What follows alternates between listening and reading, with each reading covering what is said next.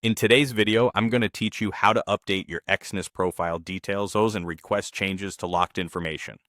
First, sign into your Exness personal area. Use the official website or app and make sure you're on a secure connection. Enter your login credentials and complete any security prompts, such as two-factor authentication if you have it enabled.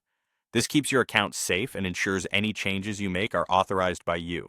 Once you're in, navigate to Settings. You'll usually find this in the main menu or represented by a gear icon. From there, open the Profile section. This is where your account's personal details are organized, so it's the right place to review and update what's allowed. On the Profile page, you can edit your contact details, specifically your phone number and email address. Select the field you want to update, enter the new information, and follow any on-screen verification steps. Exness may send a confirmation code to your existing contact method or the new one to make sure the change is legitimate. Finish by saving your changes.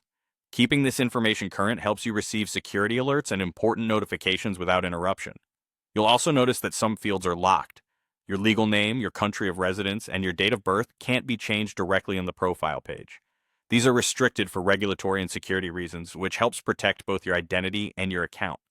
If you need to update any of those locked details, you'll have to contact Exness support and request a manual change. Open the support channel from within your account. Live chat or the help center is usually the quickest way to start. Clearly explain what you want to update and why. Be prepared to provide legal documents that support the change, such as a government-issued ID, proof of residence, or official documentation for a name change. Make sure your documents are clear, unaltered, and fully visible, including edges and any reference numbers to avoid delays. After you submit your request, the support team will review the documents and may ask for additional confirmation if something doesn't match. Processing times can vary depending on the complexity of the change and local regulations, but you'll be informed once it's completed. You'll then see the updated details reflected in your profile. To recap, log in, go to Settings, and then Profile.